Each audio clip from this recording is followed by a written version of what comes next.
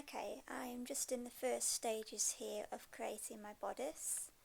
I have my outer fabric, which is a baby blue satin brocade, and I'll show you in a second where I bought it from. It's very nice. And then I've got this stiff fabric for the middle, which I've only just tacked at the minute. And my boning will be going into that. And this is my lining.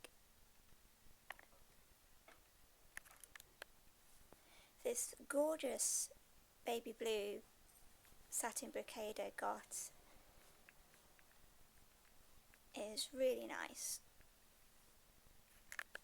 I probably bought more than I needed to. I bought about 2 yards, but I thought I'd better buy too much and not enough because it was coming all the way from America, which my kind friend purchased it for me and sent it over because they wouldn't ship to the United Kingdom. The fabric place was called syfabrics.com, and this is what you're after if you wish to purchase it. It's called Sky Blue Rose Brocade.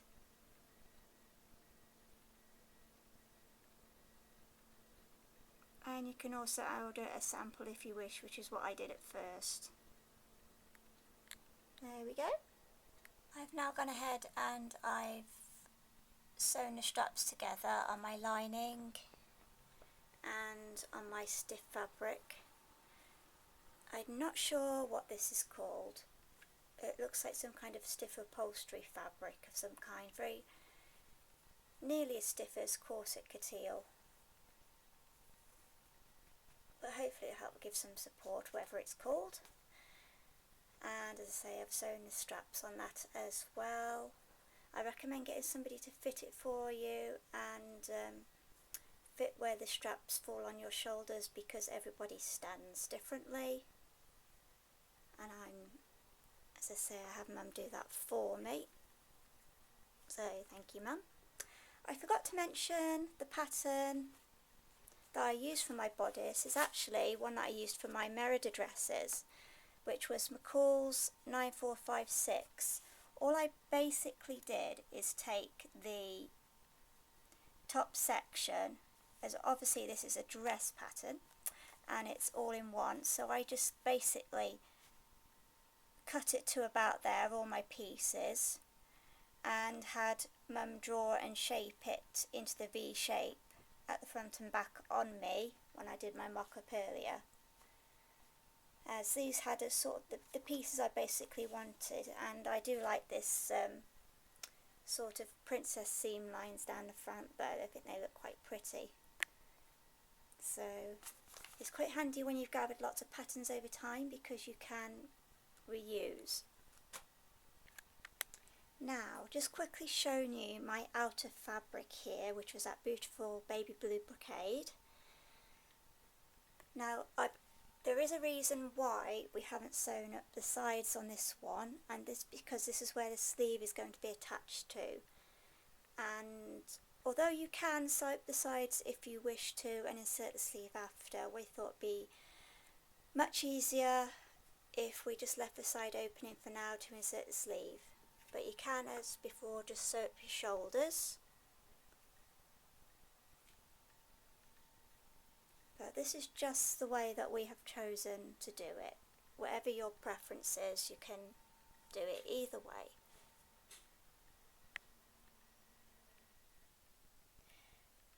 Okay, moving away from the bodice for a moment, we have now got to start on the sleeves. Here we have my sleeve pattern, which was kindly given to me by my friend Martin in Shrewsbury. Hello Martin. Thanking you very much. This pattern piece was from Elizabethan type sleeve. It looks kind of a little bit strange, but it seemed to work. I have already done a mock-up, which is advisable because I wanted to have a cushion sleeve so that it looks kind of padded and cushiony. So I have outer sleeve. I'm going to be using wadding in the inside, which is cut, I hope you can see this, to about that size. You don't cut the wadding the same size as your outer sleeve because you don't want the wadding going right underneath your arm. And then I'm going to have an inner sleeve, which is quite small in comparison. And at this stage, you're probably thinking what I did was in that, how on earth is that going to fit into that? Well, we'll show you in a bit. Okay, I've now cut up my pattern pieces. For the outer sleeve, I found this lovely ivory with a slightly silvery tinge of flowers on the pattern. The fabric was from Abercan in North Wales. So I bought quite a bit of that while I was there. And as you can see, I've just run a small gathering stitch across this top, finishing about there. And this will be the tiny inner sleeve, which again I gathered from there, gathered across the top, all the way to there. And I forgot nearly, sorry, the outer sleeve, gather from about there, because obviously that's where your seam is going to be under your arm, so about there all the way along, finishing roughly the same distance the other side. Right, the next thing I'm going to do is attack my sleeve with the Swarovski crystals, yet again. This time, for this satin fabric, I've chosen this colour called Silk, and it was size SS10, which is 4mm, yeah, 4mm. And I'm just going to get my hot fix tool and go scatter some crystals on it, so I got nice sparkly sleeves. Right, back in a moment. The next thing we have to do is to find your halfway point on your sleeves. On this one, you take the halfway point between where you started and where you finished gathering. So on ours that worked out to be about here, where we've put the pins, and we've put another one at the bottom. And then you do the same on your smaller inner sleeve as well. Placing the right sides of your pieces together, so word good side to good side, we then have to gather up the bottom edge all the way along to fit into the edge of this smaller sleeve. First of all though, just before you gather it, line the edge up where your halfway points were on your outer and inner sleeve and pin them together at the edge. You then have to do the same for the other edges, pin that to that edge and pin this to your other edge here. When pinning the outer edges, remember to pin from the bottom edge because you will notice that the outer sleeve is obviously a lot bigger. So don't pin the inner sleeve edge from the top, make sure it all lines up across the bottom. Now the fun begins. When gathering, make sure you start from the centre and do one half at a time. It will make it far easier for you to space your gathers out a lot more evenly than doing it all in one go and ending up with gathers all over the place and huge clumps in one place and not enough in another. So this method just makes it that little bit easier. Once you're happy with your evenly spaced gathers, place pins in at small distances along just to hold it in place temporarily. When placing the gathers on your sleeve, keep checking that the back is flat and that you've got no puckers. That's what it should look like at this stage.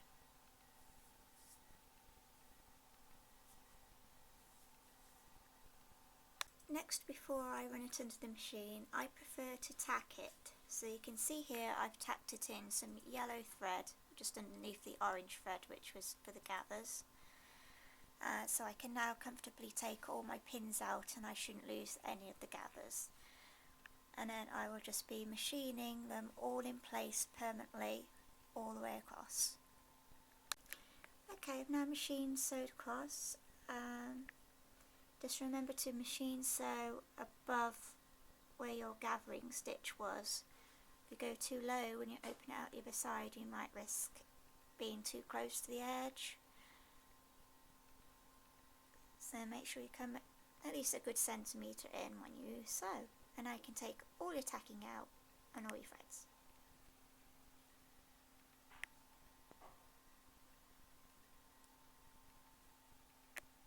Next thing to do is turn your sleeve inside out.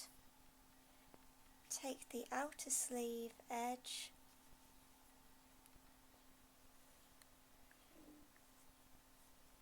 and pin it up against the inner sleeve. Do the same again on the edges.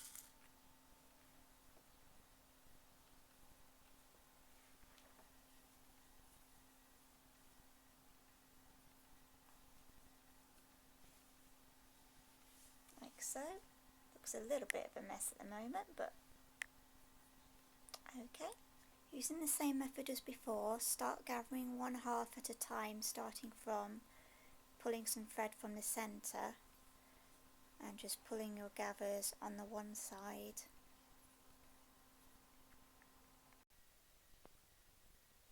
Okay, again this is what it should look like at this part.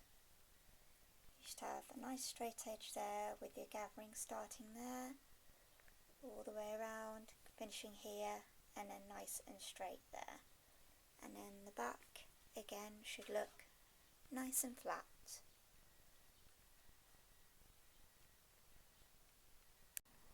As before, I've tacked with some yellow thread all around the edges to hold the gathers in, so I can now remove the pins, and then we're actually going to be sewing this into the armhole. Okay, this is why earlier I was explaining that we kept this side seam open where the armhole is. Make sure you have the bodice facing good side up, and then take your sleeve with the good side, or outer sleeve, showing up. Then turn it over like so, and pin the centre top of the sleeve to the seam on the shoulder seam on the bodice.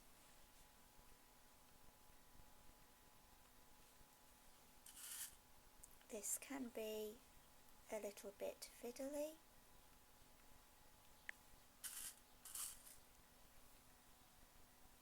Just carry on pinning it to the edge.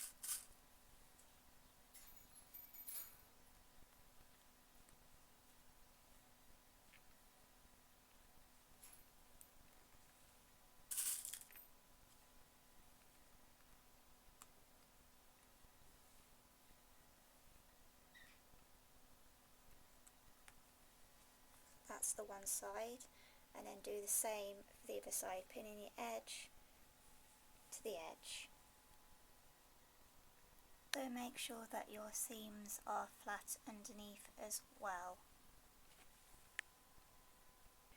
The sleeve has now been sewn into the armhole. The one thing I completely forgot to mention, I'm sorry about this, is which end you put into which section, because as you saw earlier there was one end that's a lot longer. The longer end goes towards the back, so this is the back edge of your bodice, and the shorter end goes towards the front. So just make note of that if you try this at home yourself. Now the next thing I wanted to do, as I said earlier, is I wanted like a cushiony sleeve. So you take your wadding, and where you've still got the ends open on your sleeves, because obviously we haven't sewn those yet, is we're trying to attempt to stuff it with the wadding earlier. Takes a bit of shuffling around, guaranteed hours of fun.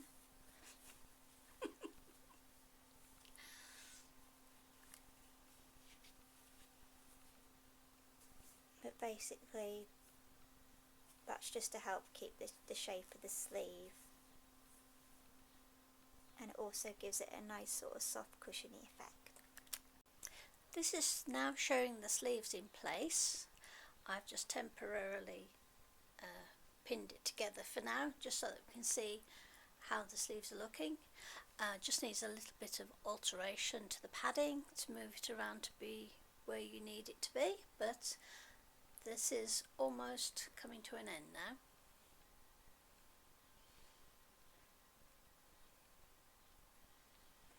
A few more slight alterations and it will be done. The next thing I did is just sew up the side seam to about there where my finger is on the sleeve, which then left the ends of the sleeve still open where we put the stuffing in earlier. And we had a bit of trouble getting it under the machine, so we decided to sew the seams on the sleeve by hand. Okay, so basically we just turn the insides of the openings in for a neat edge and sewed them that way, all by hand.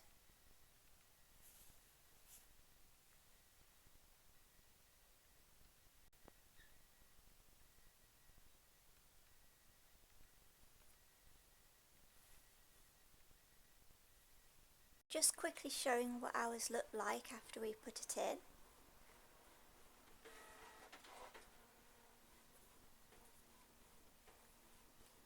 Then you just about see the lining on the inside there. As I said earlier, you have to be careful how long you make your inner sleeve, because if you make it too long you'll have so much excess of lining that it will start to flop outwards, which doesn't look very tidy.